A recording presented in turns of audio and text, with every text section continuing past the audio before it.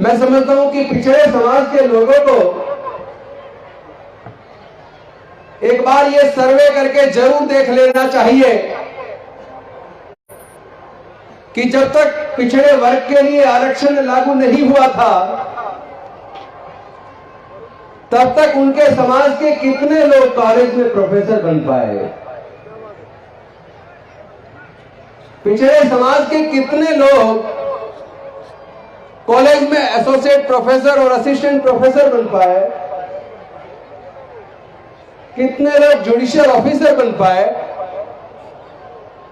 कितने लोग IAS IPS बन पाए। और आरक्षण लागू होने के बाद 1993 में जब आरक्षण लागू हुआ उसके बाद पिछड़े वर्ग के लोग धीरे धीरे से IAS IPS doctor engineer professor scientist बनने लगे। लेकिन जहां अभी तक आरक्षण लागू नहीं है, जरा एक बार उसका भी डाटा चेक कर लीजिए कि देश के सर्वोच्च न्यायालय में और देश के उच्च न्यायालयों में पिछड़े वर्ग के और दलित वर्ग के कितने लोग जज बन पाए। आपको अंतर समझ आ जाएगा। और साथ में एक चीज और समझने की जरूरत है, ये जो ईडब्ल्यूएस के नाम पर जनरल कैटेगरी के लिए आरक्षण लागू किया गया, इस आरक्षण की डिमांड किसी ने नहीं की थी। ईडब्ल्यूएस आरक्षण लागू करने के लिए कोई आंदोलन भी नहीं हुआ, ईडब्ल्यूएस आरक्षण लागू करने के लिए कोई सर्वे भी नहीं हुआ, कोई कमीशन भी नहीं बैठा। और 4 दिन के अंदर जनरल कैटेगरी के लिए ईडब्ल्यूएस आरक्षण लागू हो गया। एक दिन कैबिनेट में पास हुआ, अगले दिन लोकसभा में पास हुआ, राज्यसभा का सत्र खत्म हो रहा था, आखिरी दिन था, उसका एक दिन बढ़ाया गया और एक दिन के अंदर राज्यसभा में पास हुआ। और उससे अगले दिन राष्ट्रपति जी ने सिग्नेचर किए और उसी दिन नोटिफिकेशन हो गया। 4 दिन के अंदर जनरल कैटेगरी के लिए ईडब्ल्यूएस आरक्षण, जिसकी टोटल जनसंख्या 12% है, उसके लिए 10% आरक्षण लागू कर दिया। और एक तरफ पिछड़े वर्ग के लोग हैं जो हजारों साल तक संसाधनों से वंचित रहे, सम्मान से वंचित रहे, उनके आरक्षण की डिमांड वर्षों तक चली, हजारों प्रदर्शन हुए और कई कमीशन बैठे। 1951 में काका कालेलकर आयोग बना, उसकी रिपोर्ट आई, खत्ते में डाल दी। जब जनता गवर्नमेंट बनी तो प्रोफेसर मंडल जी के नेतृत्व में, बीपी मंडल जी के नेतृत्व में फिर से कमीशन बना, उसकी रिपोर्ट आई, वो खत्ते में डाल दी।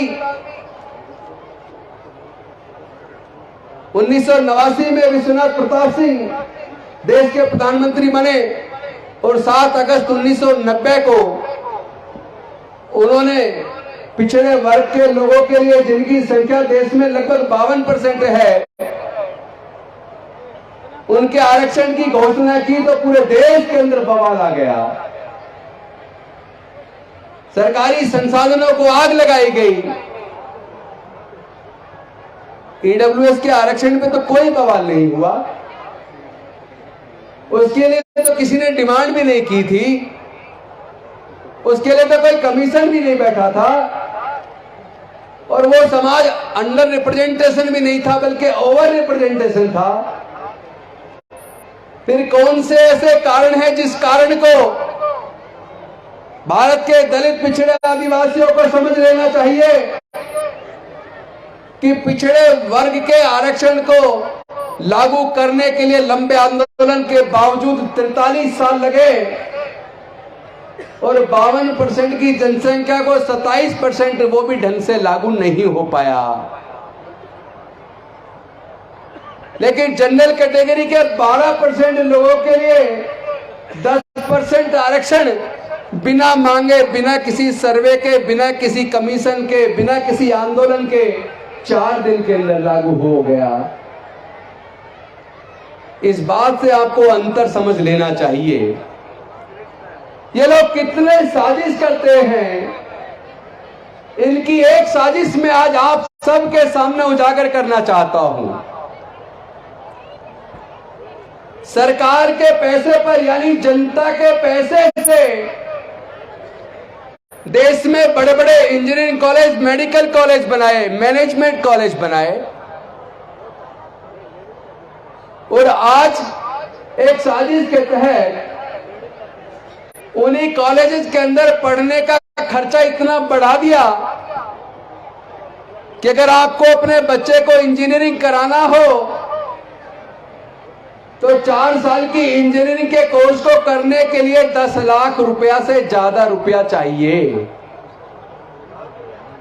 क्या दलित, पिछड़े, आदिवासी के 98% लोग अपने एक बच्चे की इंजीनियरिंग का कोर्स कराने के लिए क्या 10 लाख से ज्यादा पैसा खर्च कर सकते हैं क्या? आखिर ये सरकारी खर्चे पर, जनता के पैसे पे इतने बड़े बड़े कॉलेज क्या केवल पैसे वाले लोगों के बच्चों के लिए बनाए थे? क्या ये हमारे लोगों को ये बात समझ में आएगी?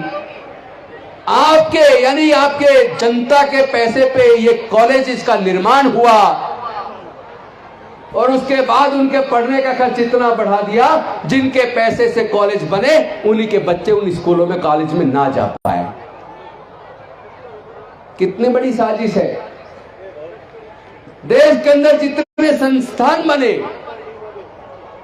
चाहे ओएनजीसी हो, चाहे पेट्रोलियम कंपनियां हो, चाहे बैंक हो, चाहे इंश्योरेंस कंपनियां हो, चाहे टीडीसी के होटल हो, जनता के पैसे से उनका निर्माण हुआ और उसके बाद साजिश के तहत उन्हीं कंपनियों को घाटे में दिखाकर औने पौने दाम पर अपने मित्र, दोस्त, पूंजीपतियों के हाथों बेच दिया।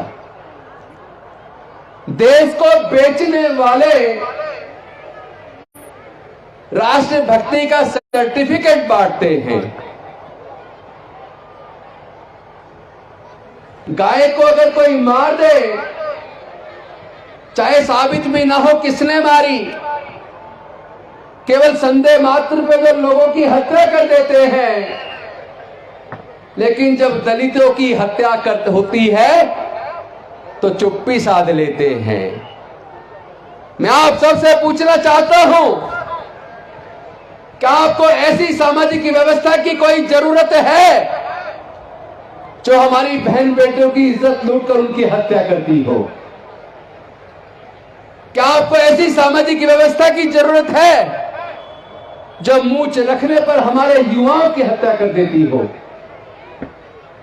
क्या आपको ऐसी सामाजिक व्यवस्था की जरूरत है जो घड़ा छू लेने पर हमारे बच्चों की हत्या कर देती हो? क्या आपको ऐसी सामाजिक व्यवस्था की जरूरत है जो मंदिर प्रवेश करने पर, मूर्ति छू लेने पर हमारे बच्चों की हत्या कर देती हो? क्या आपको, हमें सबको क्या ऐसी सामाजिक व्यवस्था में बने रहना चाहिए जो हमें गुलाम बनाए रखना चाहती हो? क्या ऐसी सामाजिक व्यवस्था में हमें बने रहना चाहिए जो रोज रोज हमारा अपमान करती हो?